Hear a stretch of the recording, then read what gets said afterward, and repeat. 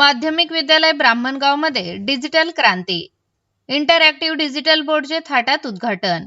शिक्षण क्षेत्रात होत असलेल्या आधुनिक बदलाचा स्वीकार करत माध्यमिक विद्यालय ब्राह्मणगाव येथे नुकतेच इंटरॅक्टिव्ह डिजिटल बोर्डचे उद्घाटन उत्साहात पार पडले. या सुविधेमुळे आता विद्यार्थ्यांना पारंपरिक खडू फळ्याऐवजी मल्टीमीडिया आणि अद्ययावत तंत्रज्ञानाच्या माध्यमातून शिक्षण मिळणार आहे. या कार्यक्रमाचे उद्घाटन प्रमुख पाहुणे सीईओ PRM सॉफ्ट सोल्युशन अहिल्यानगरचे राजेंद्र शिंदे व संजय सांगळे यांच्या हस्ते फीत कापून करण्यात आले. या कार्यक्रमाचे अध्यक्ष संजीवनी उद्योग समूहाचे अध्यक्ष विवेक कोल्हे, गोदावरी दूध संघाचे अध्यक्ष राजेश परजने, माजी DYSP संजय सांगळे, कृषी अधिकारी प्रकाश सांगळे, सांगवी भुसारचे आदर्श शेतकरी विजय जाधव, सरपंच अनुराग येवले, ग्रामस्थ संस्थेचे अध्यक्ष भीमराज सोनवणे, मुख्याध्यापक शिंदे मॅडम व शिक्षक आणि विद्यार्थी मोठ्या संख्येने उपस्थित होते.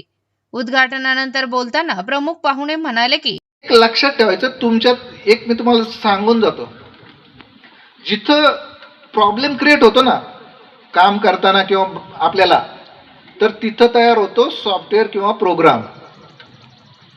जिथं अडचण तयार होती ना, म्हणजे कुठल्याही गोष्टीला, तर ती आयडिया असती पहा मुलांना, आणि जे काही प्रॉब्लेम होतो त्याचा आयडियात रूपांतर होतं आणि मग तो होतो प्रोग्राम तयार होतो त्याचा. याचा फायदा असा आहे की तुम्ही नीट बारीक नाही पाहिलं, पैसे कमवणारे ते बाकीचे देश आहेत, ते पैसे कमवतायत, तुमच्या व्ह्यूजर कमवतायत, तुम्ही इकडे तिकडे जातात, रील काढतायत, त्याच्यात आपण आपला वेळ घालवतो.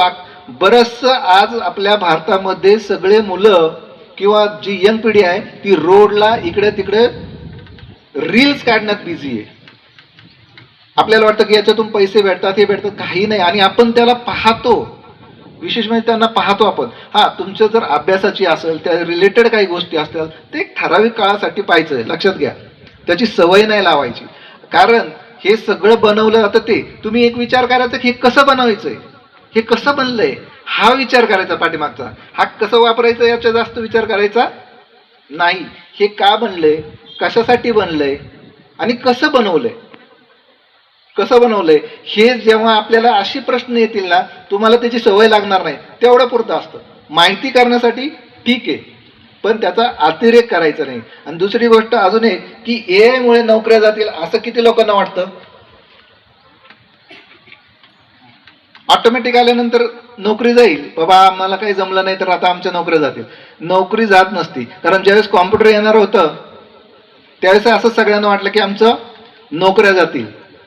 पण आज प्रत्येकाला माहिती की कॉम्प्युटर येते, मोबाईल येते, सगळ्या गोष्टी येतात, नोकऱ्या जात नसतात. स्वतःला अपडेट करायचं असतं. स्वतःला अपडेट करायचं म्हणजे हे जे आता पूर्वी कॉम्प्युटर यायचं, आता AI हळूहळू शाळा कॉलेजेस याच्यामध्ये चालू होईल, तुम्हाला त्याचं नॉलेज मिळत जाईल, आणि तुम्ही म्हणजे कोणी सिव्हिल इंजिनियर असेल तो AIचा वापर करेल, साधी वीट भट्टी जरी असेल ना तरी तो AIचा वापर करेल, किंवा अजून कुठलंही टेलर काम करताना डॉक्टर, आजकाल डॉक्टर नॉर्मल राहणार नाही, ऑपरेशन सुद्धा कशाने होतील, AIचे. म्हणजे तुम्ही जेवढं स्वतःला अपडेट करताल ना तेवढं तुम्हाला चान्स असतो तिथं. तुम्ही अपडेट केलं नाही तर तुम्हाला काय, शेती सुद्धा AI ने होती, आता ऊसाचं काहीतरी टेक्नॉलॉजी केली AI वरती. तर अशा खूप साऱ्या गोष्टी आहेत ज्या त्या लेवलला तुम्हाला अपडेट करायच्या आहे. आणि शिक्षकांनाही एक सांगायचं आहे, म्हणजे रिक्वेस्ट आहे की मुलांना येतंय, ह्या सगळ्या येते, रेग्युलर अभ्यास शिकवतात, पण फेल्युअर कसं पचवायचं हे सगळ्यात महत्वाचं आहे. सेल्फ कॉन्फिडन्स असला, म्हणजे मी जर म्हणलो की मी जर त्या रूम मध्ये होतो, सकाळी कधी जायचं मला सांगायला गेलं तर माझे 5-5, 6-6 तास लागतील सगळ्या गोष्टी, पण त्याचा बाऊ करायचा नसतो, परिस्थितीचा बाऊ नाही करायचा. शिक्षण घ्यायचं म्हटलं ना तर प्रामाणिकपणे शिक्षण घ्यायचं, आपल्याला नक्कीच यश मिळेल. शिक्षणाच्या माध्यमातून समजून घेणे सोपे होईल. हे पाऊल विद्यार्थ्यांच्या प्रगतीसाठी मैलाचा दगड ठरेल. या नवीन सुविधेमुळे विद्यार्थ्यांमध्ये मोठा उत्साह दिसून आला. डिजिटल बोर्डवर स्वतः सराव करून पाहताना त्यांच्या चेहऱ्यावरील आनंद ओसंडून वाहत होता. संस्थेच्या या उपक्रमाचे पालक वर्गातूनही मोठे कौतुक होत आहे. आभार सूत्रसंचालन विजय असने यांनी केले, तर आभार प्रदर्शन राजपूत यांनी केले. संघर्ष न्यूज साठी प्रतिनिधी सोमनाथ डफाळ, कोपरगाव.